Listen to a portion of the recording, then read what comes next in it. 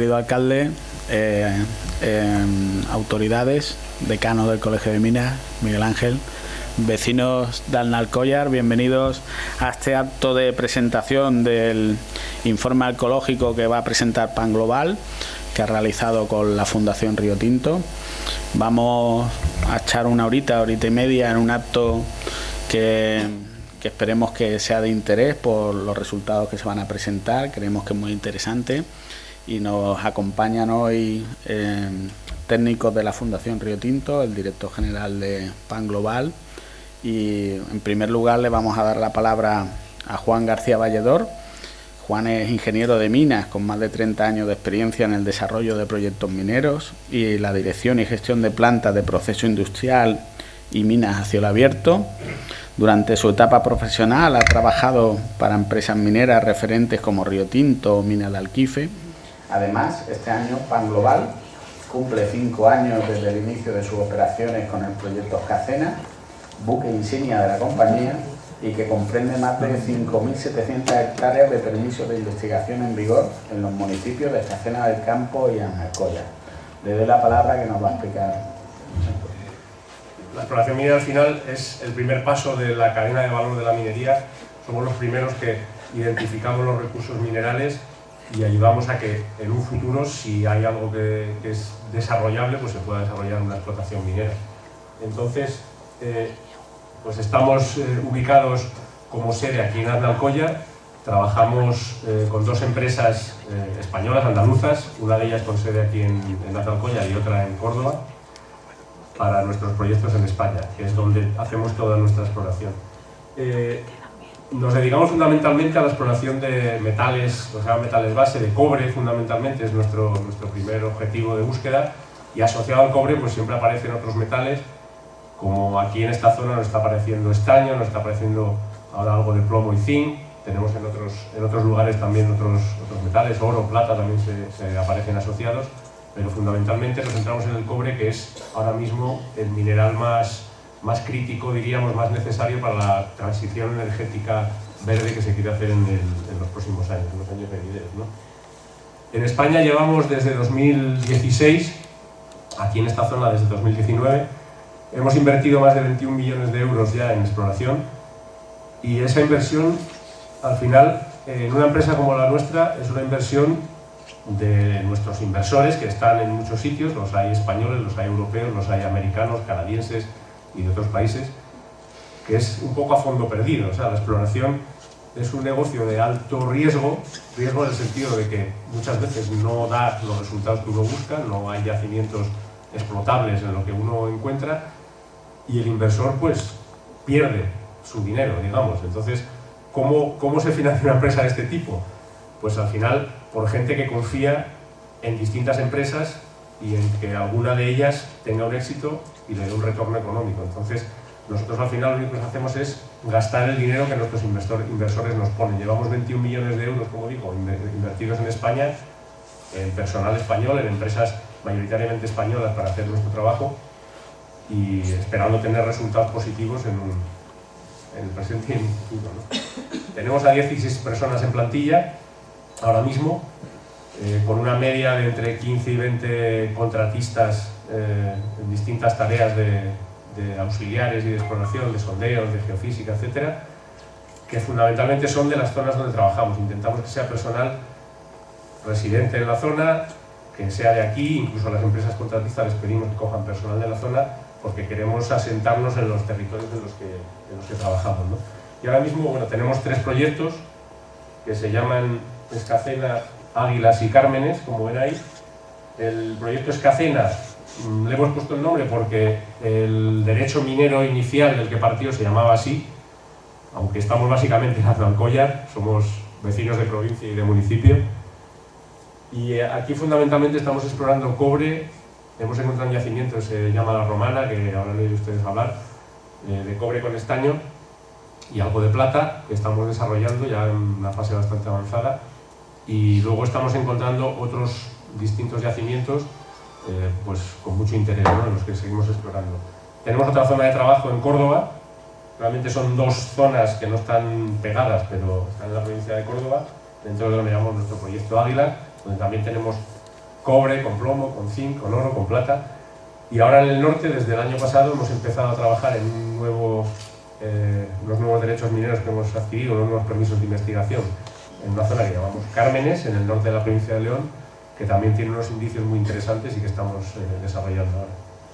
Llevamos, como pone ahí arriba, aparte de los 21 millones, más de 61.000 metros de sondeo realizados, 61 kilómetros de sondeos realizados en todo el periodo que hemos trabajado. Es mucho trabajo y bueno, el equipo lo está haciendo muy bien en ese sentido. ¿Cómo trabajamos? Una cosa que nos gusta mucho decir, hacerlas con todo el respaldo de las administraciones pertinentes en cada cosa que hacemos, sea minas, sea medio ambiente, sea confederación hidrográfica, sea cultura. Trabajamos con el mayor respeto al entorno, tanto físico como patrimonial como social. Tenemos relaciones con un montón de propietarios de las zonas donde trabajamos, tenemos unos 90 acuerdos con propietarios diferentes y estamos orgullosos de que funcionan muy bien. O sea, mayoritariamente hay un acuerdo, hacemos el trabajo perfectamente, dejamos el sitio cuando nos vamos absolutamente restaurado y preparado, y el propietario se queda contento, se le compensa por los daños provocados, y en ese sentido pues también estamos orgullosos de hacerlo de una manera muy abierta y muy directa, ¿no?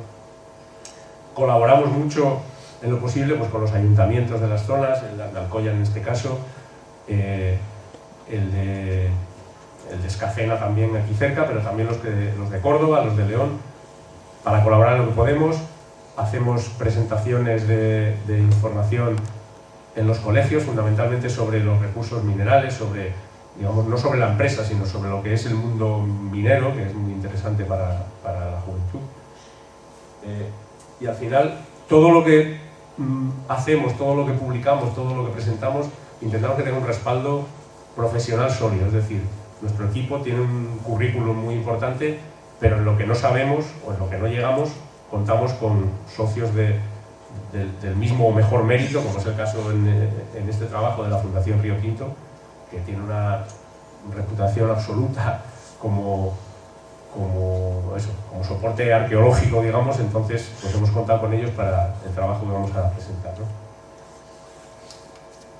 Bueno, esto es un poco imágenes de las distintas cosas que hacemos, desde charlas en los colegios, recibir a universidades, recibir a inversores, recibir a la administración y mostrarles lo que hacemos, acuerdos con los ayuntamientos, como he dicho, presentaciones en congresos, visitas de nuestro equipo a distintos sitios, como ahí abajo tenemos en Tejada Vieja.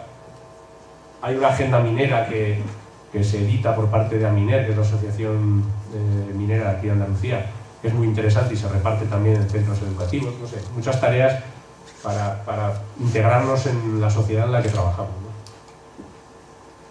Entonces, bueno, pasando a lo que nos ocupa y al trabajo que estamos haciendo aquí, nosotros estamos trabajando, como les digo, desde 2019 en toda esta zona. En 2022, en 2021 empezamos un trabajo, en 2022, empezamos un trabajo de estudio medioambiental en la zona que incluía, entre otras cosas, una evaluación de las posibles zonas arqueológicas. Dentro de ese informe, la empresa que lo hizo contactó con distintas bases de datos donde se reportan estas cosas y no encontró que hubiera nada en la zona donde trabajamos. Posteriormente, en mayo, nuestros técnicos haciendo un estudio de mapa LIDAR, que es una tecnología que luego la Fundación contará con más detalle en qué consiste, pues detectaron que había unas zonas pues, que eran compatibles con posibles construcciones de algún tipo, ¿no? Entonces, bueno, eso nos levantó un poco la oreja, como quien dice, de que aquí hay algo. Empezamos a moverlo. Entonces, ¿qué hicimos? Prohibimos a nuestro equipo, digamos, bloqueamos el acceso a esa zona, se dejó de trabajar 100% en esa zona, aunque lo único que habíamos hecho era trabajo de campo, no habíamos hecho ningún sondeo, pero prohibimos todo tipo de trabajo hasta no aclarar qué es lo que había ahí. Contactamos con el ayuntamiento, que desde el principio estuvo informado de que ahí había algo y que nos ha, digamos, acompañado en este camino, dejándonos trabajar hasta que hemos tenido un informe que poder presentar, ¿no? Informamos, por supuesto, al propietario del terreno de lo que potencialmente había ahí y informamos y eso ya fue en julio, a las autoridades, a las administraciones afectadas. Minas, porque es nuestro órgano sustantivo, y Cultura, porque es al que hay que informar en estos casos por ley. Entonces, ¿qué es lo que vimos y por qué nos enteramos de esto? Eso que tiene arriba es una foto aérea de la zona donde está el yacimiento. En la foto aérea no se ve absolutamente nada. En el campo, yo personalmente pienso que hay que ser experto para identificar cosas. Al final se ven piedras sueltas, se ven... Una vez que acompañas a los técnicos, a los arqueólogos, te dicen las cosas y dicen, pues sí, se ve un muro, se ve una valla, pero es muy difícil saber lo que hay. Entonces, lo único que identificamos en el LIDAR fue lo que ven en la ampliación, que es una zona que se ve claramente que parecen construcciones que son humanas, quiero decir, que no es algo natural. Entonces, eso fue lo que nos levantó a nosotros el actuar. ¿Qué hicimos después de eso? Encargamos un segundo estudio LIDAR propio y contactamos con la Fundación Río Tinto para contratar un estudio arqueológico. Entonces, se pidió al Servicio de Bienes Culturales, se informó y se le pidió qué es lo que deberíamos hacer, y el Servicio de Bienes Culturales de la Junta nos sugirió o nos recomendó, como pone ahí, valorar de forma positiva la iniciativa de interés de Minera Sabina en la documentación, investigación y salvaguarda de los posibles bienes patrimoniales. Es decir, no nos obligaba a hacer el trabajo, pero nos pedía o nos recomendaba que lo bueno sería poder hacerlo. Lógicamente, la Administración en ese caso no financia el trabajo, lo tenemos que financiar nosotros, pero tomamos esa iniciativa y hemos hecho la financiación nosotros del estudio con la Fundación Río Tinto para poder tener un resultado sobre lo que teníamos en esta zona. En la comunicación de Cultura también se decía que esta zona ya la conocían, ya tenían ellos aviso desde un par de meses antes, desde abril, y habían mandado a la policía, a una unidad de la policía especializada para identificar lo que había, pero a nosotros no nos había llegado nada hasta ese momento. Entonces, nuestra primera información sobre el yacimiento fue nuestro propio descubrimiento, y después hemos visto que sí había alguien que había identificado previamente esto y lo había comunicado, pero no a nosotros. Entonces, nosotros contactamos con la Fundación Río Tinto para promover una prospección arqueológica. Se presentó en noviembre la solicitud de prospección ya por parte de la Fundación, una vez que tuvimos toda la documentación preparada y el acuerdo del propietario para ello, y en marzo de este año es cuando se dio el ok por parte de los servicios de bienes culturales a la prospección y se empezó el trabajo. Entonces, desde ese momento, pues la parte de trabajo la contará Aquilino, que es el especialista y el que sabe muy bien lo que se ha hecho, y nosotros, digamos, dejamos en sus manos ya la ejecución del trabajo y el resultado que hoy se contará. Y nada, finalmente, pues decir eso, que como empresa tenemos un compromiso de el conocimiento y la información que adquirimos, ponerla a disposición de nuestro entorno. O sea, nosotros trabajamos lógicamente para nuestra investigación minera, ese es nuestro trabajo, pero cualquier otra cosa anexa en la que tenemos conocimiento y que puede tener un interés, como en este caso para la comunidad de Alcóyar, creo que es nuestra obligación y nuestro deseo el ponerla en esta comunicación pública para que se conozca el resultado, ¿no? Hemos contado con empresas de primer nivel, tanto para la realización del segundo estudio LIDAR como especialmente para el trabajo arqueológico, que bueno, aquí no contará que ha contado con especialistas de primer nivel y con unos currículums espectaculares en distintas épocas, en distintos campos, es decir, se ha barrido muy bien todo lo que hay para identificar perfectamente lo que hay en el terreno. Y nada, cerrar un poco con lo que digo ahí, el orgullo que tenemos como empresa de poder haber aportado un granito de arena al patrimonio de Alcóyar en la medida que sea posible, y contentos de estar aquí, y de nuevo agradecer al Ayuntamiento la oportunidad de presentarlo hoy. Muchas gracias, Juan.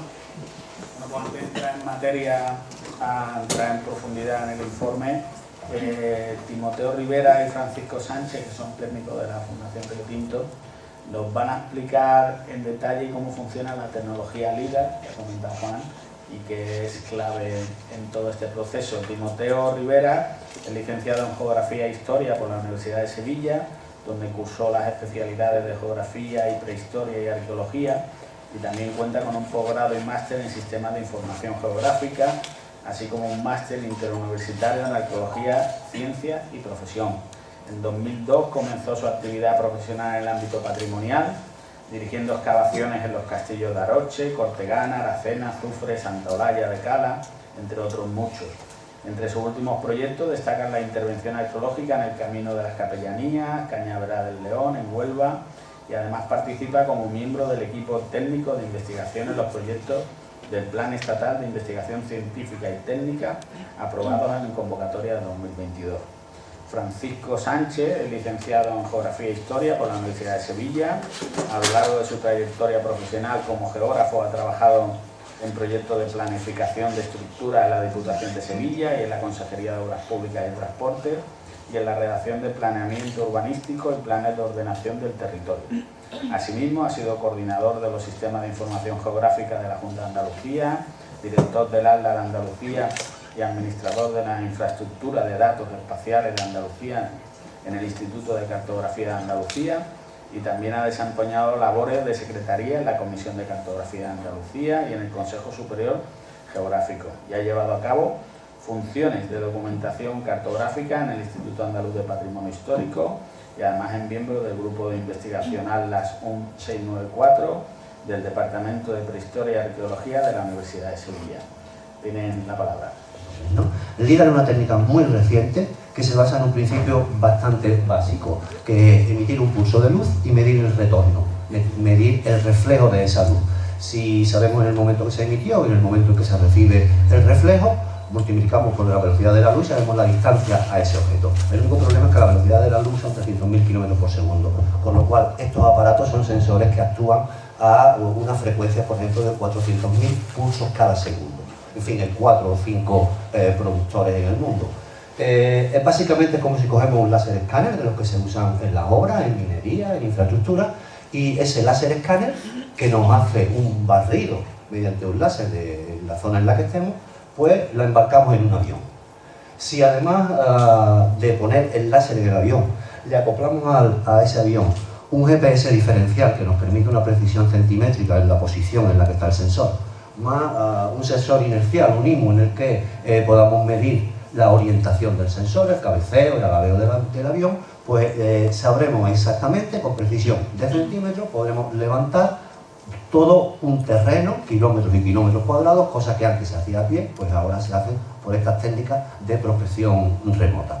Además de poder medir con precisión los puntos, con precisión centimétrica, podemos saber dónde ha rebotado la luz, es decir, si ha rebotado sobre el suelo, si ha rebotado en lo alto de un techo, si ha rebotado sobre vegetación, y de esa manera podemos discriminar distintas alturas sobre el terreno. Suponiendo que el rebote, el retorno de luz más bajo es el suelo y los demás son vegetación, podemos hacer una cosa que ha resultado fundamental en arqueología desde hace 10 años, que es filtrar la vegetación. Si ahí quitamos todos los puntos verdes y nos quedamos solo con los marrones, lo que desde una fotografía aérea se ve como una selva se convierte en una serie de pirámides mayas, ¿no? Ellos que se ven ahí, pues son unas pirámides absolutamente ocultas por la vegetación. En la medida en que la luz sea capaz de penetrar la masa vegetal, podremos llegar a medir los valores del suelo. Y finalmente clasificar esa nube de puntos, pues si están en el suelo, ahí están en blanco, si están en vegetación, que ahí se ven en verde, si han dado un edificio, como se ven ahí en rojo y tal, ¿no? De esta manera se hace una cartografía automática de nueva generación en la que se pueden hacer, como digo, levantamientos en el terreno de una manera bastante automatizada. ¿Qué resultado ha dado esto? Pues en los últimos 10 años el LIDAR ha supuesto una verdadera revolución en arqueología. Quería simplemente enseñar unos cuantos ejemplos, si corre el vídeo, de cómo es el procedimiento de trabajo. Como he dicho, se escanea mediante un láser aerotransportado que emite 400.000 puntos de luz por segundo y mide los retornos con una precisión de 1000 millonésimas de segundo, pues se puede hacer todo un levantamiento de un terreno, filtrar la vegetación y ver qué es lo que hay debajo de los árboles. Eso, por ejemplo, es una zona de la selva de Amazonas donde han aparecido pirámides, una cultura que no tiene ni nombre, no se sabe que eso estaba ahí siquiera. De esa manera, pues se han descubierto templos mayas y plataformas de la época tolteca. En Camboya se han levantado todo el sistema hidráulico del Imperio Khmer, por ejemplo, o aquí en España pues se han descubierto ciudades romanas, castros de la Edad del Hierro, o ese ejemplo era un campamento. Esto es Angkor Wat, el Imperio Khmer, o eso es México, el sur de México, Yucatán. En España hay algunos ejemplos muy buenos. Nuestro compañero Monterroso Checa en Córdoba, o nosotros mismos hemos encontrado poblados de la Edad del Bronce, como ese que podéis ver ahí del Trastejón, ¿no? Que estaba excavado, pero no se conocía la planta entera del poblado. O este de las pedreras, esto es fotogrametría, en el que hemos podido reconstruir la planta entera de las murallas del poblado de la Edad del Bronce, con las puertas y todo, ¿no? Grandes asentamientos neolíticos, poblados calcolíticos con murallas, con bastiones, con defensas, con puertas, e incluso, y esto es a donde vamos ahora, eso es Tejada la Vieja, una ciudad tartésica, eso es una ciudad romana. Esto ya es de época medieval, los Corretos, o entrando ya en época andalusí, eso es Saltés, o pequeños asentamientos, aldeas, alquerías, y como último ejemplo la ciudad palatina, califal de Medina Zahira, no de Medina Zahara, sino de Medina Zahira.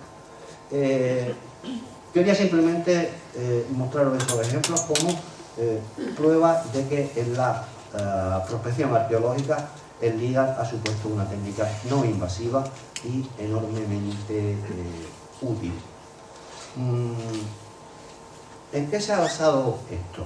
Pues se ha basado en la disponibilidad en España de una fuente de datos pública, libre y gratuita. Esto no existe en ningún país de Europa y estamos más avanzados que los ingleses o que los holandeses. Es decir, el Instituto Geográfico Nacional produce cada 5 años una cobertura completa de todo el territorio nacional, con LIDAR que pone a disposición pública en su página web, en concreto en la plataforma que se llama CNIG, Centro Nacional de Información Geográfica.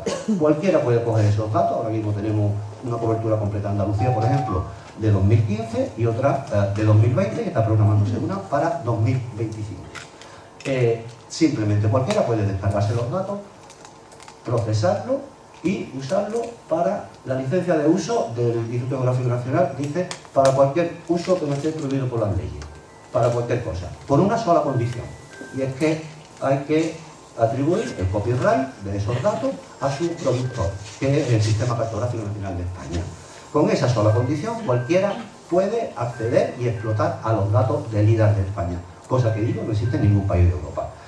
Además, aporta los metadatos que describen esos datos. Eso es la cobertura de la provincia de Huelva, que nivel de detalle tiene, y el procedimiento es tan simple como entrar en la página web del CNIC, marcar un rectángulo que tú quieres, la zona que estás estudiando, y decirle descarga, y se te vienen los datos.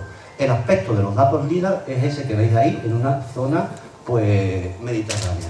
Ahí podéis ver un olivar en el que se pueden contar los árboles uno a uno, ¿no? O una zona dehesada al sur, donde también se pueden contar las espinas una a una. En concreto, para Dehesa de la Sierra, hemos explotado los datos de la última cobertura disponible, que es de julio de 2020, y que tiene una densidad de, ahí está, 4 millones de puntos por cada 2 kilómetros cuadrados. Eso significa que tenemos un punto por cada metro cuadrado y podemos hacer una explotación de los datos del tipo que veis. Ese es el LIDAR de la sierra, de la Dehesa de la Sierra. Bueno, ahí no se ve nada todavía. Hay que hacerle un poco de cocina, algoritmo, análisis espacial, geoestadística. El compañero Timoteo, especialista en geoestadística, va a contar cuáles son esos procedimientos. Pero básicamente es construir a partir de ahí un volumen en el que, como decía, podemos clasificar los puntos según si han dado en el suelo, han dado en la vegetación, han dado en un edificio, Esa es la clasificación, los marrones son suelo, los verdes son vegetación y le quitamos la vegetación y nos quedamos con el suelo desnudo. Podemos medir la microtopografía del suelo con precisión de centímetros, como decía, y pequeñas ondulaciones que tú las pisas con el pie y no te das cuenta que hay una ondulación. Mediante algoritmos de realce podemos construir un volumen, darle sombra, exagerarlo y finalmente empiezan a aparecer las estructuras que ya veis ahí, que son las que el director de Pan Global enseñó antes. Son las mismas, a partir de datos distintos da el mismo resultado. Hemos hecho un procedimiento científico de contraste de las fuentes de información, ¿no? Y finalmente pues obtenemos una imagen de este tipo en el que, como nos pedía la Junta de Andalucía en su resolución, hemos identificado la extensión del yacimiento. Y todavía tienen unos cuantos pasos más, pero eso ya los va a explicar mi compañero Timoteo. Yo reitero los agradecimientos que ha manifestado Kiko y no me voy a parar mucho más en ello. En cualquier caso, continuando un poco con la presentación anterior, realmente este era como el primer paso, ¿no?, en ese proceso de generación de información de la prospección que tenemos encomendada de la dehesa de la sierra. Perdón. A partir del procesamiento de los datos LIDAR, lo que se genera es lo que en geografía, en cartografía y en topografía se conoce como un MDE, un modelo digital de elevaciones, porque realmente lo que tenemos es eso. Una vez que le hemos quitado otra información, la hemos filtrado, como decía Francisco, quitándole la vegetación, lo que tenemos son una serie de puntos, un punto por cada metro cuadrado, del que conocemos su coordenada X, su coordenada Y y su coordenada Y. Como ya se ha dicho, esto lo hemos hecho específicamente, en este caso, para el proyecto, y con anterioridad pues ya lo había hecho la empresa que había contratado Pan Global, ¿no? A partir de ahí es cuando tenemos que aplicar un criterio, de alguna manera, más de tipo arqueológico. Es decir, de momento no hemos intervenido desde el punto de vista humano, más que en el propio proceso de generación de ese modelo, pero eso hay que interpretarlo. Y en ese proceso de interpretación, en la medida de lo posible, pretendíamos evitar que fuesen criterios subjetivos los que actuasen o los que interviniesen. Iniciamos por ello un proceso que os voy a ir mostrando en la diapositiva, en el que progresivamente lo que fuimos haciendo es limpiar la imagen, limpiar el modelo digital de elevaciones y quitando la información que no era relevante para el objetivo. Al final lo que pretendíamos era conocer dónde estaba y cómo eran esas estructuras que aparentemente aparecían en el ND. Ahí veis una primera fase en la que lo que hemos hecho es pasar, en este caso, un filtro de paso alto, volvemos a pasar un filtro de paso alto, todo esto lo hacemos a través de un conjunto de programas que se llaman sistemas de información geográfica, en concreto los procedimientos se han hecho en QGIS. Como veis, progresivamente vamos quitando información de la que había en el modelo hasta que finalmente llegamos a eso. Y eso es quedarnos única y exclusivamente con esos elementos, aparentemente de estructuras antrópicas, que aparecían en la zona. Es importante, y pretendíamos llegar a tener esto por varias razones que voy a ir comprendiendo. A partir de aquí, ¿qué podemos hacer? Podemos, esta capa, que ya es una capa vectorial, lo que antes teníamos era una capa raster. Hemos conseguido hacer una capa vectorial de las estructuras, la podemos superponer sobre ese modelo digital de elevaciones, lo cual también nos aporta mucha más información, podemos contrastar comparando, la podemos superponer porque todo está georreferenciado en el mismo sistema de referencia, sobre una ortofotografía, que también se pueden descargar de forma gratuita desde el Instituto Geográfico Nacional, desde la web del Instituto Geográfico Nacional, con la resolución máxima que en este caso tienen, que creo que es un píxel por cada 0,25 metros aproximadamente, y bueno, todo eso nos sigue añadiendo información. Pero en este caso pretendíamos aún ir más lejos, ¿vale? Y para ir más lejos, más próximo, acercarnos más a ese territorio, habíamos planteado en el proyecto de intervención arqueológica hacer lo que se llama un vuelo fotogramétrico. Un vuelo fotogramétrico básicamente es parecido a lo que ha contado Francisco, pero que hacemos nosotros mismos con un dron. Ese dron pueden tener cámaras de distintas características y lo que hacemos es delimitar una zona y hace un vuelo con una cierta altura, la que nosotros lo hayamos programado, haciendo fotografías con un grado de solape en horizontal que también programamos, ¿vale? Para poder conseguir una imagen de una ortofoto, pues lo normal es operar con un tránsito en doble grid, es decir, el dron hace un recorrido arriba, arriba, arriba, abajo y después de derecha a izquierda, de derecha a izquierda, de derecha a izquierda, de forma que todas y cada una de las fotografías que hace tienen un solape que, como digo, se había programado y que lo normal es que esté entre el 70, el 80 o el 90%. Al final eso se procesa nuevamente en otro conjunto de sistemas de software, de programas. En este caso nosotros utilizamos un programa que se llama Artificial Metashape, pero hay otras versiones parecidas, con una serie de configuraciones y llegamos a obtener eso, una imagen, una ortofoto, una fotografía de esa zona que en concreto nos interesaba. Desde aquí no lo veo, pero a la derecha, en el cuadro, tengo la resolución, una captura en pantalla de la resolución que obtuvimos con el procesamiento fotogramétrico del vuelo, que además ese vuelo nos fue facilitado por la propia empresa, que ya había realizado vuelos en distintas zonas y nosotros únicamente tuvimos que completarlo. Si no recuerdo mal, la ortofotografía tiene una resolución de en torno a 2,1 centímetros píxeles, aparece, y el modelo digital de elevaciones está en torno a los 1,4, podría ser. Es decir, estamos hablando de que esto que ustedes ven ahí, ¿vale?, tiene una resolución de 2,1 centímetros píxeles. ¿Eso qué implica? Pues implica que podemos llegar a ver esto haciendo zoom. Si ven, ahí abajo en la esquina inferior izquierda se ve perfectamente un muro. Uno de los muros que aparece en LIDAR, ¿vale? En esa imagen que es generada a partir del modelo fotogramétrico que hicimos, de un nuevo MDE, pues se ve perfectamente no ya una posible estructura, sino las características exactas de la estructura, ¿no? Un cuadrado perfecto, en fin, una serie de cuestiones. Y volvemos a la misma cuestión que antes planteábamos. Como todo lo tenemos georreferenciado, podemos superponer la capa que teníamos con la nueva capa, la nueva ortofoto que hemos generado, de forma que podemos ver las estructuras que nos aparecían en el LIDAR sobre el terreno y comprobar fehacientemente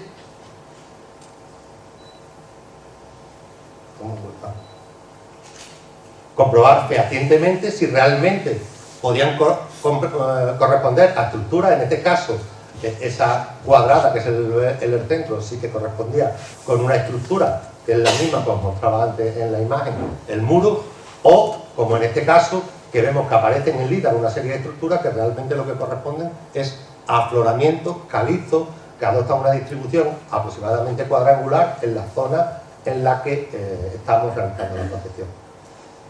Y bueno, pues poco más. A partir de ahí ya, y con este repertorio de herramientas de cartografía, solo queda una cosa por hacer, que es realmente ir al campo, patearse el terreno y mediante una técnica de prospección arqueológica, pues ver si todo eso que ya teníamos realmente correspondían a estructuras arqueológicas, a estructuras antrópicas, poderlas fechar, poderlas caracterizar desde el punto de vista tipológico y definir en esencia de qué se trataba. Ahora es el turno de Aquilino Delgado. Aquilino es licenciado en Geografía e Historia por la Universidad de Huelva y está especializado en actuaciones de conservación y gestión patrimonial en proyectos mineros, la arqueología clásica, minería y metalurgia romana, museografía, turismo y desarrollo local. Durante 5 años desarrolló su actividad como arqueólogo profesional, dirigiendo y codirigiendo más de 50 intervenciones arqueológicas. Destaca su participación en proyectos de arqueología industrial, siendo uno de los principales conocedores del periodo romano en el sur de la península ibérica, y desde el año 2004 trabaja en Fundación Río Tinto para la historia de la minería y la metalurgia como director del Museo Minero de Río Tinto. Es autor de 15 libros y ha escrito numerosos artículos en revistas especializadas, además de participar en una amplia lista de congresos y seminarios y participar en diversos proyectos internacionales. Fue galardonado en 2011 con el premio Francisco Javier Ayala por la Sociedad Española para la Defensa del Patrimonio Geológico y Minero y nombrado en 2024 hijo adoptivo de Minas de Río Tinto, entre otros muchos reconocimientos. Tienen la palabra. Primero agradecer al alcalde de Alnacoya pues, que nos deje esta magnífica instalación para explicarles un poco el resultado de nuestro trabajo, porque sí, cuando se hace un trabajo arqueológico en este sentido, no se explica a los habitantes de la zona, pues muchas veces se queda en las memorias y en los anuarios que tenemos que hacer. Cuando empezamos a hacer este trabajo se nos propuso por parte del Plan Global que si teníamos algún problema en explicar el trabajo, y como estáis viendo no tenemos ninguno. Bueno, en 2017, el 17 de julio de 2023 se dirigió a nosotros Juan García Vallador para explicarnos lo que ya él ha dicho, que tenían conocimiento de un yacimiento arqueológico, que Cultura les había recomendado mediante una carta que había que hacer una prospección y que había que hacer, pues vamos a hacer la prospección. Entonces lo primero que hicimos fue ver lo que le había indicado Cultura, que era que les recomendaba sin obligación hacer esa prospección, y claro, como no sabíamos realmente a qué nos enfrentábamos porque el yacimiento es nuevo, pues lo primero que hice, yo soy el director del equipo, pero somos 7 personas, que yo soy realmente uno más. Administrativamente tiene que haber un director, que en este caso he sido yo. Somos 7 personas, aparte de Timoteo Kiko, que ya habéis conocido. También está Honoré Pérez Macías, doctor, profesor de la Universidad de Huelva. Tenemos a Miguel Ángel López Domínguez, Rosa Otero Oveja y otro doctor profesor de la Universidad de Huelva, que es Juan Luis Carriazo. ¿Por qué? Porque como no sabíamos a qué mundo nos enfrentábamos, pues tenemos especialistas en varios periodos, casi todos somos arqueólogos, pero habéis visto que tenemos geógrafos, Timoteo además es geógrafo y arqueólogo, tenemos especialistas en prehistoria, en Roma, en industrial y en medieval, porque claro, no sabíamos a qué nos enfrentábamos. Y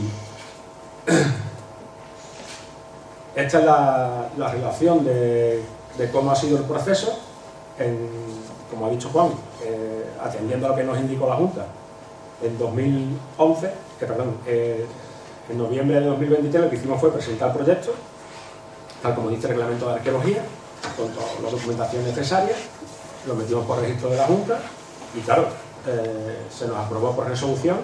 Todo lo que se mete en cultura necesita una resolución. Claro, Sevilla piensa que es una provincia muy grande, que la Comisión de Patrimonio de Sevilla cada mes tiene una solo para la ciudad de Sevilla y otra al resto de la provincia.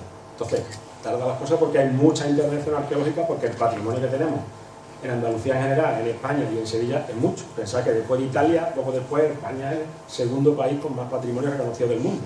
Es decir, llevamos mucho tiempo viviendo sobre el mismo sitio, ¿vale? Una vez que se nos concedió el permiso, pues empezamos la prospección el 23 de marzo de 2024 y terminamos el 6 de mayo. Cualquier intervención arqueológica en Andalucía, según el reglamento, está obligado a presentar una memoria preliminar al mes y una definitiva al año. Nosotros vamos con la Junta y como teníamos avanzado gran parte del proceso de la memoria, porque íbamos trabajando tal como íbamos haciendo el trabajo de campo, pues entregamos las 2 memorias juntas en julio de 2024 y un mes después, todavía no hace un mes, la delegación, mediante resolución de la delegada, pues nos dijo que el trabajo estaba bien, que los resultados se corresponden con el proyecto y que habíamos delimitado lo que vamos a explicar ahora. Los objetivos de este trabajo eran básicamente 2. Era primero delimitar sobre el terreno cómo era de grande el yacimiento, porque lo que la delegación de Sevilla le había dicho a Plan Global por escrito era que mira, hay un yacimiento que al menos tiene 49 hectáreas. Y fue lo que hicimos, ir a la zona, aparte del trabajo que habéis dicho ya con Lida, que en parte descarga mi ponencia, ¿no? Pues lo que hicimos fue delimitar ese territorio y ver qué es lo que había. Y además, si había uno o varios yacimientos que no lo sabíamos, porque esto es como cuando uno va al médico, hasta que no te ve, no sabes lo que... El diagnóstico viene siempre después de vernos, ¿no? Y después, vale, hubiera lo que hubiera, ¿de qué época es? Esos son los 2 grandes objetivos. Y es lo que hicimos de forma parcial. fuimos al territorio una vez que hicimos el trabajo que habéis visto de LIDAR y fuimos comprobando sobre el territorio lo que veíamos en LIDAR. Hay veces que el LIDAR gran parte coincide, hay cosas que vemos en campo que no coinciden, no con el resultado de LIDAR, sino que hay varios afloramientos naturales que parecen muros. O sea, aquí en Alcoyar hay afloramientos de calcaranita, de caliza, que son totalmente longitudinales y transversales, que producen esquinas. No solo ves el LIDAR y parece un edificio, vais a ver luego una foto y es totalmente natural. Entonces, mientras que hacíamos el trabajo que vais a ver, pues es ir determinando eso. Y determinando cada una de las zonas, es decir, vale, tenemos una zona, por ejemplo, que vais a ver luego, que son construcciones agropecuarias, es decir, corrales, cochineras. Después tenemos básicamente lo que es el yacimiento arqueológico, que es una alquería, es decir, un cortino de época islámica. Eso lo sabemos hoy, después de hacer el trabajo, no antes de hacerlo. Y es básicamente el trabajo que hemos hecho en campo, que es lo que vamos a pararnos un poco más. ¿Qué metodología hemos empleado? La que nos indicó Cultura. Que hiciéramos calles que en el campo dividimos el territorio, hicimos 49 cuadrículas de 100 metros, para que nos diera las 49 hectáreas. Eso lo dividimos en calles, de forma de que de cada arqueólogo a cada arqueólogo hubiera 10 metros, que es lo que cubre tu vista, y recorrimos todo el territorio. Lo mismo que ha explicado mi compañero Timoteo Paldrón, pues lo hicimos el grupo de arqueólogos, hacia el norte, hacia el sur, hacia la izquierda y la derecha. Además de eso, una vez que ya vimos que había en cada cuadrícula, es como jugar los barquitos, ¿vale? Una vez que hicimos eso, a las zonas donde habíamos documentado sobre el terreno estructuras, volvimos a prospectar esas estructuras sobre el terreno. Todo esto hay que hacerlo de forma georreferenciada, es decir, tenemos siempre que llevar encima un GPS, hay que entregar el track, el recorrido que se hace. Primero, porque a la administración hay que demostrarle que se hace el trabajo, y segundo, porque como eso no es destructivo, cualquiera de vosotros con vuestro propio móvil, si descargáis aplicaciones, podéis ir al campo y comprobar que donde hemos encontrado un pozo, un abrevadero o una de las estructuras están allí. Es la mejor forma, es como la prueba de la recta cuando nos enseñaron a hacer matemáticas en la escuela. Sí, te tiene que dar lo mismo, ¿vale? Y después, todo eso, hemos generado documentación planimétrica, ya habéis visto algo, ahora vais a ver otro tipo de documentación, y también documentación fotográfica. Todo lo que nosotros hacemos va fotografiado. Si documentamos muros, estructuras, el material arqueológico, que no ha servido mucho porque es un yacimiento que lleva pues, desde casi la Reconquista, siendo empleado como dehesa y sobre todo agropecuario, con lo cual los animales han pisado ese territorio, y no como hay otras zonas que, por ejemplo, si son agrícolas, pues el arado, sobre todo en los últimos años, el arado de fondo, te mueve 1,5 metros. Entonces el material que haya en superficie lo mueve, ahí es más complicado. Pero vamos, pues nos ha permitido, y lo van a ver luego, hemos dibujado ese material, que es lo que nos permite a los arqueólogos saber de qué época es. Bien, lo primero que hicimos, como ven en ese plano, esas cuadrículas, es lo que hicimos sobre el yacimiento. Ya conocíamos el yacimiento, ahora nos fuimos al campo, hicimos esas cuadrículas. Ven, si ven a su derecha, ven como esas calles, los puntos y los arqueólogos recorrimos varias veces todo el yacimiento, arriba al norte, con nuestro GPS. Después que tenemos marcado todo lo que iba apareciendo, lo que hicimos fue ya comprobarlo, o sea, hacer otros como microprospecciones sobre cada uno de ellos. Todo está georreferenciado, eso que ven ahí que pusimos las están georreferenciadas, son esas cuadrículas en campo. Es decir, aunque trabajamos con el ordenador, al final hay que ir al campo, hay que ponerse las botas y echar varias horas en campo. Bien. Una vez que hicimos todo ese trabajo, es decir, hemos recorrido todas las cuadrículas, vemos lo que vemos en superficie, que además también se ve en LIDAR. Si ven ahí, todos esos puntos que ven en el plano que tienen a la derecha, ven aquí la foto que tienen, perdón, a la izquierda, ven la foto que tienen a la derecha, el jalón ese son 2 metros. Y esos son los afloramientos naturales. Muchas veces, si lo viéramos en el LIDAR, muchas parecían habitaciones. Cuando vamos al campo, ustedes comprueban que es totalmente natural. Y si ven la foto de arriba, que es una foto con nuestro propio dron, ahí vemos al equipo de arqueólogos, veis que es que cierran los muros. Es decir, muchas de las estructuras que veíamos en el MDE, que han mostrado mis compañeros, pues son totalmente naturales. Por lo cual íbamos restando esa información, aunque esa información la entregamos, es decir, de ese plano que tenemos al principio, que ustedes han visto, que del MDE, vamos restando, es decir, bueno, pues esto es natural. Quitamos esa parte de la información. Y después nos fuimos a lo que sí es antrópico. En la resolución, además de todo lo arqueológico, se nos indicaba que punteáramos todo lo etnográfico. Por ejemplo, los pozos y los abrevaderos. Pues esos son todos los pozos y todos los abrevaderos que además vertebran en esa zona porque hay una línea de agua que, pues, desde que se formó geológicamente esta zona es donde hay surgencia, hay fuentes naturales y hay pozos porque evidentemente todo aquel que no es de esta zona, sino que tenga uso de razón, sabe que no se puede vivir en el campo sin agua. Ni los animales, ni la ganadería, ni la agricultura, ni evidentemente las personas. Con lo cual, esas infraestructuras son básicas para el desarrollo de la actividad humana, en este caso económica, pero también de la propia vida. Y también punteamos incluso esos comederos. Esos comederos son, todas las personas de la zona les sonarán comunes, son calcarenitas, que las hay de niebla aquí, que como son blandas, se oraban y sirven como comederos. Pues hemos punteado hasta los comederos. Incluso hay una zona, en uno de los caminos, que habían echado como grava sílex. El sílex se utiliza, como ustedes saben, para hacer herramientas prehistóricas. Bueno, pues en previsión, el sílex no aparece en esta zona. Esa litología es autóctona, es decir, de otra zona. Simplemente que el señor del camino, para que no se embarrara, como gravas hecho sílex. Lo hemos punteado. ¿Para qué? Mire usted, este sílex no es de aquí, hay sílex, pero viene de lejos. O sea, hemos hecho todo el trabajo para documentar absolutamente todo lo que veamos sobre el terreno. Bien, si quitamos de ese plano que veían antes, que es antrópico y que es natural, esto no es antrópico. Cada uno de esos puntos son los puntos de GPS sobre el territorio. Hay veces que están muy juntos porque, como hemos pasado varias veces, se solapan. Entonces ya vimos, como ustedes han visto, lo que hemos quitado ahí de ese plano es todo lo natural. Eso es lo que ha hecho el hombre. Ahora queríamos ver qué era, o sea, qué función tenía cada esas construcciones y de cuándo es, que era realmente lo que quería la Junta, ¿no? Un check, una huella, es decir, una delimitación de cómo es de grande el yacimiento y después de qué época es. Y eso es lo que seguimos haciendo. Bien, si ven ese plano, ya ahí nos salen unas estructuras. Hemos determinado 3 tipos de estructuras. Antrópicas. Antrópicas quiere decir hechas por el hombre. La mayoría la hemos identificado como corralones. De hecho, lo ven, son las estructuras marrones. Hay unas amarillas que vamos a ver también, que son principalmente cochineras, y la parte roja es la parte antrópica, es decir, la parte de hábitat, donde vivían esas personas, en este caso en época islámica, ¿vale? ¿Por qué decimos que son corralones? Porque son una estructura hecha a piedra seca. No tienen cimiento, es decir, están simplemente apoyados. No tienen cobertura, no tienen techo. Además, son tan grandes que para tener techo necesitarán apoyos centrales. Tienen sus divisiones.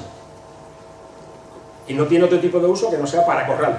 ¿Qué pasa? La misma vez que estábamos haciendo el MDE y que estábamos haciendo el trabajo de campo, incluso previamente, parte del equipo se dedicó a investigar toda la documentación escrita sobre las narcollas.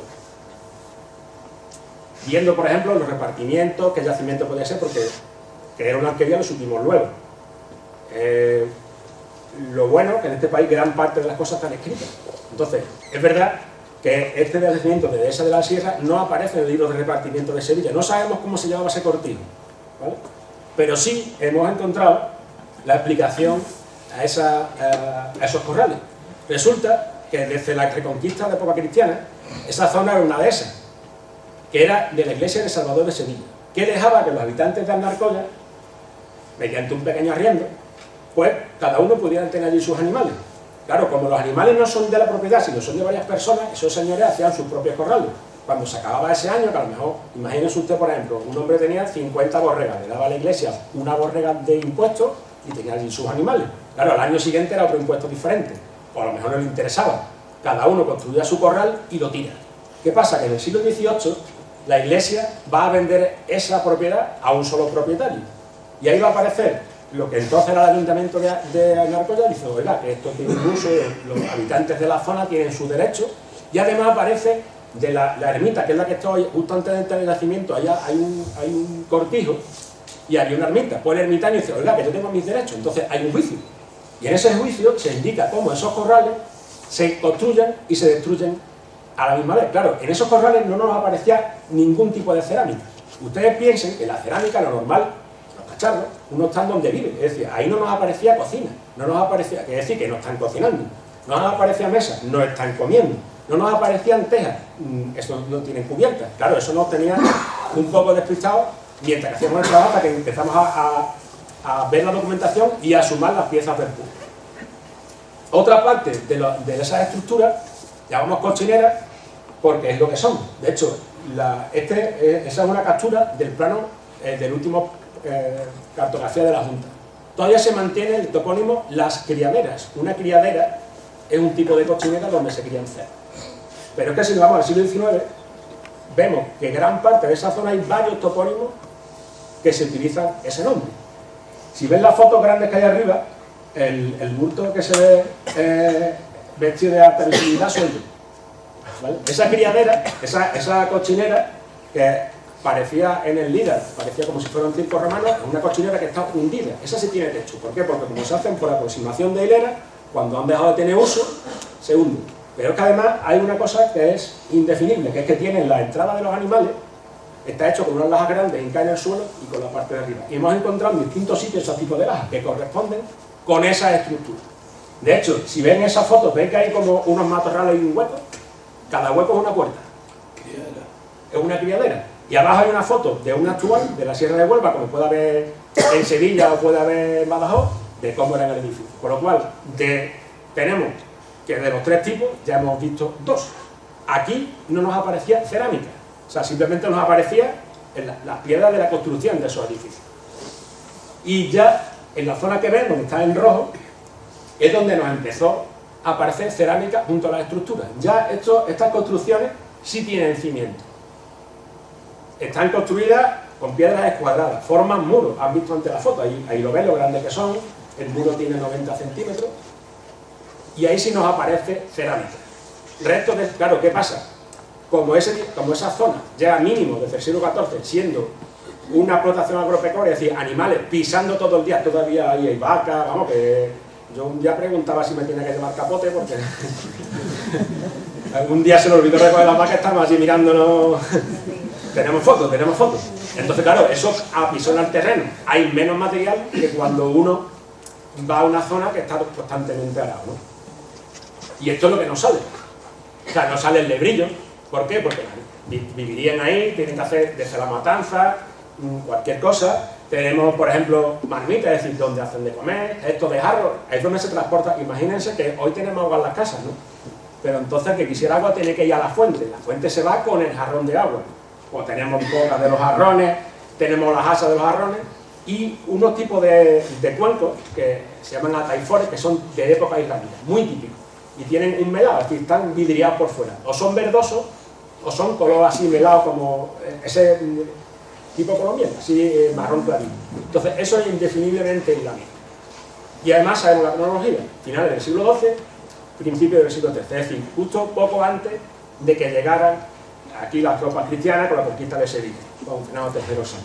Bueno, pues esto es lo mismo que vemos, que es documentado por el profesor Pérez Macías en otras arquerías de Ceniebla aquí, porque Almarcoya estaba en el camino de niebla. Ahora vamos a ver incluso textos árabes donde lo explican. Es decir, esto es lo que nos encontramos en otras zonas, también de Sevilla, también de Córdoba. Era lo normal, en el mundo islámico había muchas alquerías, había un mundo rural con muchos pequeños cortijos donde la gente vivía, aprovechaba, no tenían animales, tenían algo de agricultura, ¿vale? Y esto es lo que nos queda de eso, pero esos fragmentos que ustedes ven son pequeños, los hemos dibujado, tienen sus fotografías. Cada vez que hemos encontrado uno de esos fragmentos está referenciado y siempre nos salen dónde están esos edificios. Si volvemos hacia atrás, por eso el yacimiento está deslimitado, es decir, nosotros lo que consideramos yacimiento arqueológico es lo que está rodeando con un buffer, es decir, hemos puesto 50 metros donde coinciden esas estructuras construidas de manera mucho más sólida y aparece cerámica. ¿Por qué? Porque en arqueología lo que nos exige a la Junta es la dispersión. Cuando ustedes van al campo y encuentran muchos de esos restos de cerámica, la concentración te indica que hay un yacimiento. Donde no hay esa concentración, no hay yacimiento. Por eso en la zona que vimos, que estaban los corrales o las cochineras, no nos salía cerámica.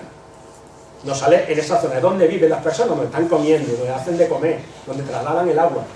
Claro, esos cacharros que cuando se rompen no se arreglaban son los que quedan en el territorio, ¿vale? Y nos ayuda a dar la cronología. Hicimos el estudio de cuánta cerámica hay, que no sale lo normal. Cerámica de mesa, te está indicando que gran parte de la cerámica es donde comían las personas. Un plato, un cuenco, lechera, lo típico que tendríamos si fuéramos hace 50 años a cualquier cortina. Hay cocina, hay algo de teja, hay algo de ladrillo, aunque aquí la construcción básicamente siempre es en piedra. Por eso las piedras no nos fechan, pero la cerámica sí. Además, hemos encontrado pues 4 fragmentos de escolio. Claro, lo que hicimos primero, que eso también se lo agradecemos a PAN, es analizarlo. Pero nos ha dado hierro. Es decir, claro, como además el 99% del equipo es de zona minera, pues ya estábamos todavía en análisis a ver qué nos daba, y claro, nos da hierro y sílice. Quiere decir que estos señores lo que estaban haciendo son restos de hacer sus herramientas. Hoy, si necesitamos una herramienta, vamos a la ferretería, o nos vamos a MediaMarkt, o nos vamos a Ikea. Entonces no, entonces el hombre que quería un pico, un zacho, cualquier tipo de herramienta se la tiene que hacer. Es decir, seguramente uno de esos señores que vive en la arquería era además, a veces era herrero. Pues estos son restos de la escoria y hay un fragmento que tiene mucho hierro, posiblemente es un pequeño fragmento de hierro, son pequeños, son como una moneda de 50 céntimos, ¿vale? De hecho, ven ahí lo grandes que son, 2 centímetros, ninguno es más grande que eso. Claro, eso también apoya que no es un trabajo minero, porque si fuera un trabajo minero, lo primero que nos saldría es que tiene cobre. Nos saldría, por ejemplo, algo de plomo, pero sobre todo nos saldrían los penalizantes, arsénico, selenio, bismuto, antimonio, y no tiene nada. Es decir, no son escorias provenientes de tratados minerales de Alnarcoya o típicos de la faja pirítica, ¿vale? Ni en época islámica ni en época anterior. ¿Por qué? Porque eso sí lo tenemos súper controlado. Entonces, ¿qué estamos viendo? Que esos señores pues, arreglaban o hacían un hacha o un cuchillo o cualquier cosa. Claro, pensad que hoy estamos acostumbrados a una tienda. Antes el que quería que se lo tenían que hacer, igual que las panaderías. Las panaderías hace 100 años, a lo mejor había por la panadería, pero saben que muchos de sus antepasados hacían el pan en casa. Pues esto es lo mismo, se lo hacía uno todo. Por lo cual, esas piezas del puzzle se iban encajando.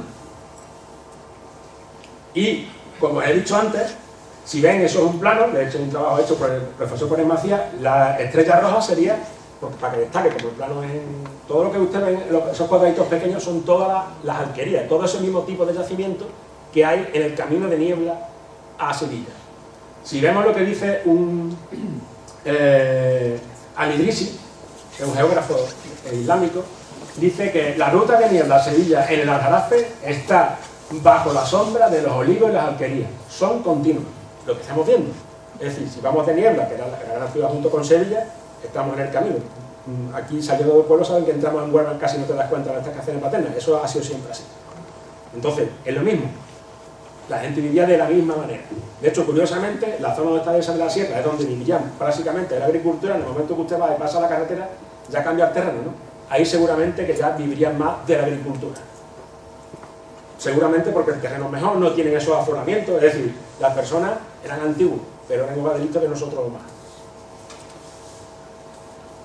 Y, perdón, además tenemos otras citas islámicas como Al-Udri o Al-Yari, y dicen lo mismo, que había un montón de aldeas que vivían de eso. Por lo cual, lo que nosotros hemos hecho con nuestro trabajo es, pues, imagínense la historia de nuestro país, y en general la de todos los países, pues es como un puzzle que nos faltan piezas. Nosotros lo que hemos hecho con este trabajo es, hemos puesto una pieza, mire usted, pues aquí lo que había era un pequeño cortijo de época islámica. Y es lo que hemos podido documentar con este trabajo, con todo lo que ustedes han visto ahora, antes en la exposición del compañero y ahora. Por tanto, como conclusión, nosotros hemos cumplido lo que nos indicaba la resolución de nuestro proyecto, que tenemos que hacer, delimitar un yacimiento, ver lo grande que era y de qué época es, pues como hemos visto, lo hemos hecho con las mejores técnicas que existen actualmente, tanto trabajo de campo como trabajo a través de LIDAR. Hemos hecho toda la documentación que se nos ha exigido, la documentación planimétrica, fotográfica, y además hemos delimitado un yacimiento que en este caso pasa de tener 49 hectáreas a tener 4,3, y la época, pues lo que tenemos es un yacimiento de época islámica. Y pues gracias por su atención.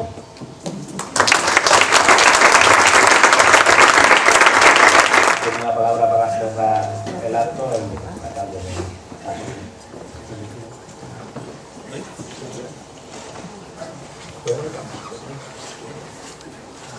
Bueno, en primer lugar, dar las gracias a la empresa, por supuesto, a Juan, a la empresa Plan Global, por ese ofrecimiento también a la petición de nosotros, por parte de la Concejalía de Cultura del Ayuntamiento de Alnarcoya y de nuestro equipo de gobierno, por supuesto, porque mucho se ha dado de que hablar de todo esto que aquí hoy hemos escuchado.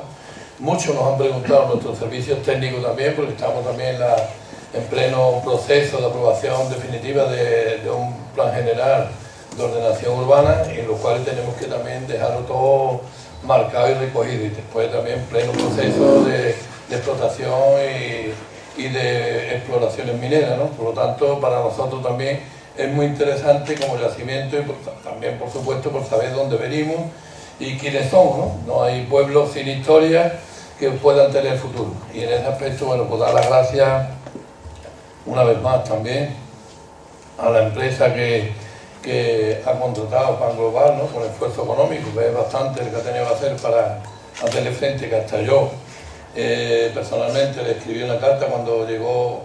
Voy a hablar también un poco de la trascendencia de todo este tema hasta llegar al día de hoy.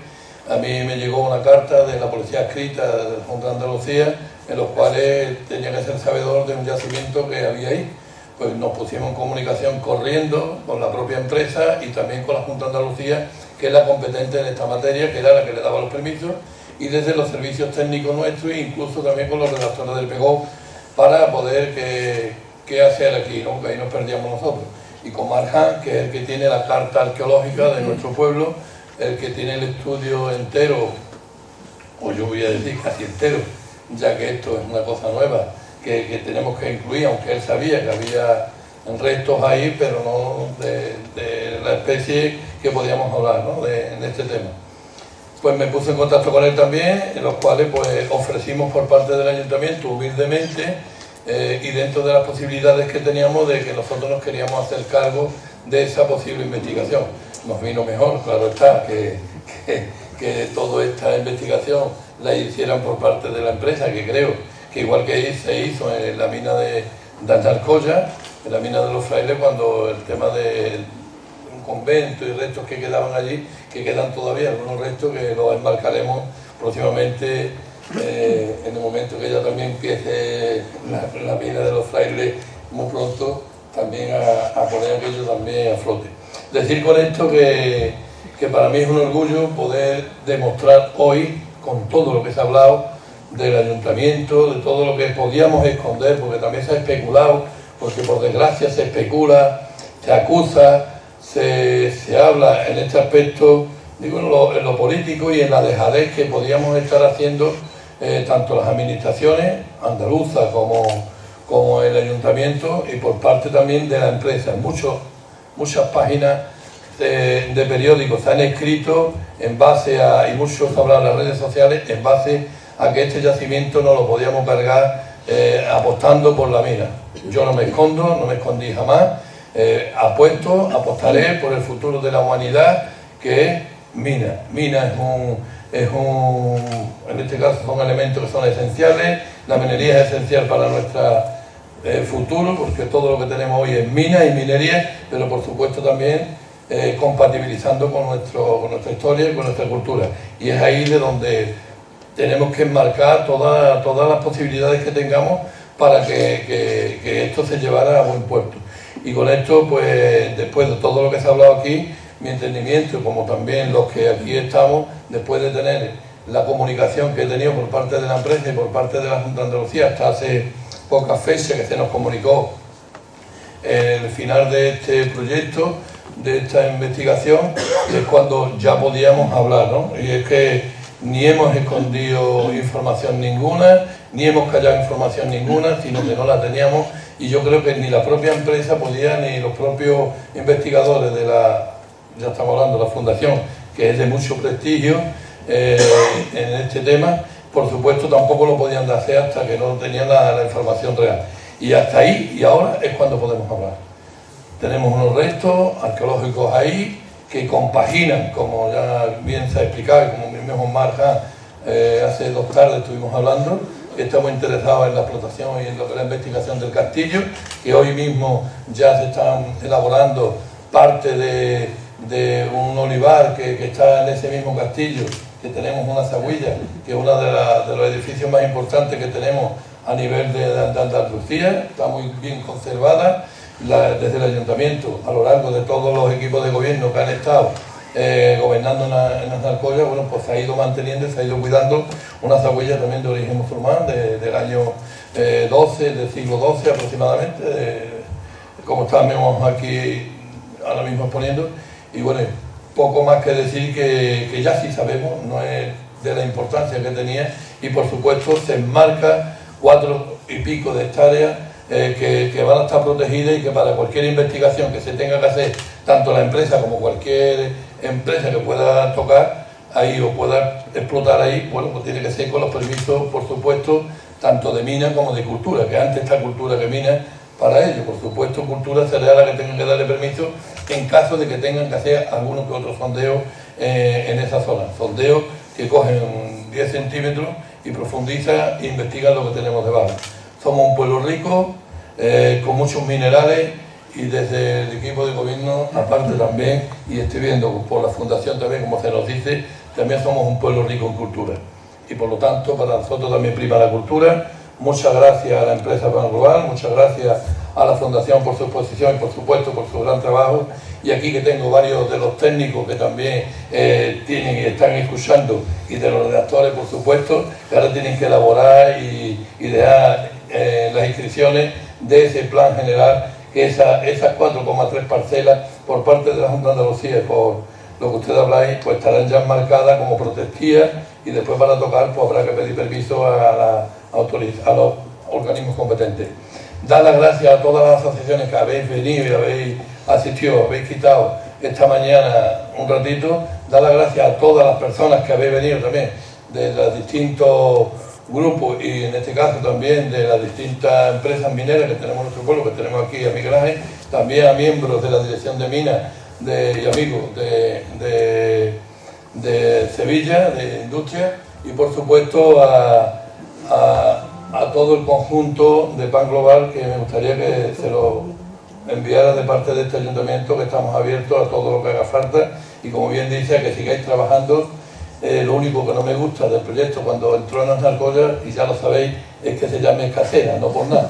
Yo soy partidario ya, y menos mal, lo digo, lo he dicho muchas veces con Miguel Ángel, con otros compañeros y con ellos también, menos mal que se llamaba Escacera, porque si se llama Alcollar, entonces que no toca.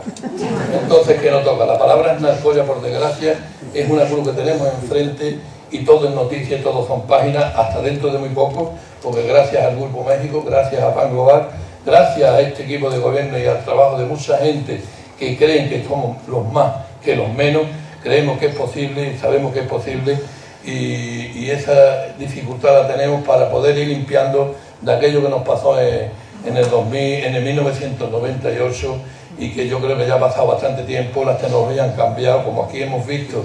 Esta investigación y estas prospecciones que se han hecho arqueológicas no se podían haber hecho a lo mejor hace 25 años, por supuesto. Entonces la información, las tecnologías cambian, y por tanto la minería también ha cambiado. Y por eso con la mina es posible, la minería es posible, y Alcollar seguirá siendo minero, porque vamos a luchar porque seamos mineros, y siempre protegiendo para aquellos que me estén escuchando, y cuando salga esto, sin ánimo de acritud, antes de hablar, informémonos. Y por supuesto, antes de especular, informémonos. Y por eso este ayuntamiento no ha querido hacer información ninguna de esta investigación, porque podíamos llamar también a la especulación, y en este caso también a la expoliación de un yacimiento cultural que podía tener mucha relevancia para este pueblo, y para nuestro pueblo, y para la humanidad, por supuesto. Y por eso nosotros hicimos boca cerrada, y ahora es cuando lo podemos decir públicamente y con mucho orgullo. Tenemos un proyecto, tenemos una información que para nosotros es relevante, de antepasados nuestros que vivieron ahí, y por supuesto lo seguiremos estudiando, lo seguiremos investigando, y pediremos ayuda a todas las administraciones que competan para poder afrontarlo todavía aún más. Muchas gracias, y bueno, yo ya poco más que decir, que siempre de la mano de lo que es todo lo que habéis hecho, y vais a tener nuestro ayuntamiento al lado de ustedes.